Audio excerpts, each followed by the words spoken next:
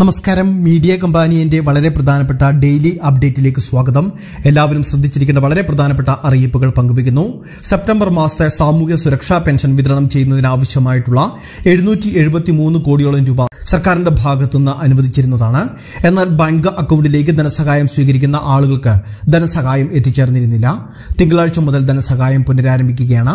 കൈകളിലേക്ക് തുക സ്വീകരിക്കാനുള്ള ആളുകൾക്ക് കൈകളിലേക്കും അതോടൊപ്പം തന്നെ ബാങ്ക് അക്കൌണ്ടിൽ തുക സ്വീകരിക്കുന്നവർക്ക് ഡയറക്റ്റ് ബെനിഫിറ്റ് ട്രാൻസ്ഫർ സംവിധാനം വഴി ബാങ്ക് അക്കൌണ്ടിലേക്കും തുക എത്തിച്ചേരുന്നതായിരിക്കും.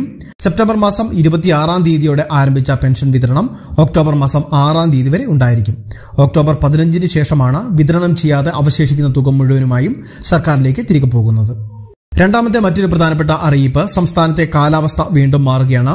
വരും ദിവസങ്ങളിൽ കേരളത്തിൽ മഴ വീണ്ടും കനത്തേക്കുമെന്ന സൂചനകളാണ് കാലാവസ്ഥാ കേന്ദ്രം നൽകുന്നത്. ഇന്നു മുതൽ ഒക്ടോബർ 5-ാം തീയതി വരെ കേരളത്തിലെ എല്ലാ ജില്ലകളിലും ചിലയിടങ്ങളിൽ ഒറ്റപ്പെട്ട മഴ സാധ്യതയെന്നാണ് വ്യക്തമാക്കുന്നത്.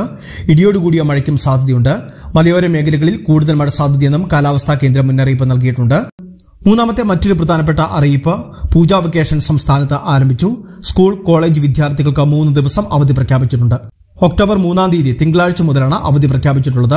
തിങ്കൾ, ചൊവ്വ, ബുധൻ തുടങ്ങിയ 3 ദിവസങ്ങളിലും പ്രൊഫഷണൽ കോളേജുകൾ ഉൾപ്പെടെയുള്ള എല്ലാ വിദ്യാഭ്യാസ സ്ഥാപനങ്ങൾക്കും അവധിയായിരിക്കും. നാലാമത്തെ മറ്റൊരു പ്രധാനപ്പെട്ട അറിയിപ്പ്, സംസ്ഥാനത്തെ 1-ാം ക്ലാസ് മുതൽ 10-ാം ക്ലാസ് വരെ പഠിക്കുന്ന സ്കൂൾ വിദ്യാർത്ഥികൾക്കുള്ള പ്രീ മെട്രിക് സ്കോളർഷിപ്പിനുള്ള അപേക്ഷാ തീയതികൾ നീട്ടി. ഒക്ടോബർ മാസം 15-ാം തീയതി വരെ വിദ്യാർത്ഥികൾക്ക് പുതുതായി അപേക്ഷ വയ്ക്കുന്നതിനും നിലവിൽ കൊടുത്തിരിക്കുന്ന അപേക്ഷകൾ പുതുക്കിയെടുക്കുന്നതിനും സാധിക്കുന്നതാണ്. 1000 രൂപ മുതൽ 8000 രൂപ വരെ ധനസഹായം ലഭിക്കുന്ന പ്രക്രിയയാണിത്. ന്യൂനപക്ഷ മതവിഭാഗങ്ങളിലെ വിദ്യാർത്ഥികൾക്കാണ് ന്യൂനപക്ഷ പ്രീ മെട്രിക് സ്കോളർഷിപ്പിലേക്ക് അപേക്ഷിക്കാൻ സാധിക്കുന്നത്. സാമ്പത്തികമായി പിന്നോക്കം നിൽക്കുന്ന വിദ്യാർത്ഥികൾക്ക് മുൻഗണന നൽകിയായിരിക്കും തുക വിതരണം നടക്കുക. ഏറ്റവും അവസാനത്തെ പ്രധാന അറിയിപ്പ്, സംസ്ഥാനത്ത് അഭയകിരണ പദ്ധതിയിലേക്കുള്ള അപേക്ഷകൾ ആരംഭിച്ചു. സ്വന്തമായി താമസിക്കുന്നതിന് ചുറ്റുപാടില്ലാത്ത ബന്ധുക്കളുടെ ആശ്രയത്തിൽ കഴിയുന്ന വിധവകളെ സംരക്ഷിക്കുന്നവർക്ക് വേണ്ടിയാണ് ഈ സാമൂഹ്യ സുരക്ഷാ പദ്ധതിയുള്ളത്. വിധവകളുടെ വാർഷിക വരുമാനം 1 ലക്ഷം രൂപയിൽ കവിയാൻ പാടില്ല. അതോടൊപ്പം തന്നെ അപേക്ഷിക്കാൻ ആഗ്രഹിക്കുന്ന ആളുകൾ www.schemes.wcd.kerala.gov.in എന്ന വെബ്സൈറ്റ് സന്ദർശിക്കുക. വിശദ വിവരങ്ങൾ മനസ്സിലാക്കി വെക്കുക. അക്ഷയ ജനസേവ മറ്റ് ഓൺലൈൻ സർവീസ് കേന്ദ്രങ്ങളിലൂടെ അപേക്ഷ വയ്ക്കാൻ സാധിക്കുന്നതാണ്. വളരെ പ്രധാനപ്പെട്ട അറിയിപ്പുകളാണ് പങ്കുവച്ചത്. വാർത്തകൾ ഷെയർ ചെയ്യുക. മറ്റൊരു അറിയിപ്പുമായിട്ട് കണ്ടുമുട്ടാം. Thank you.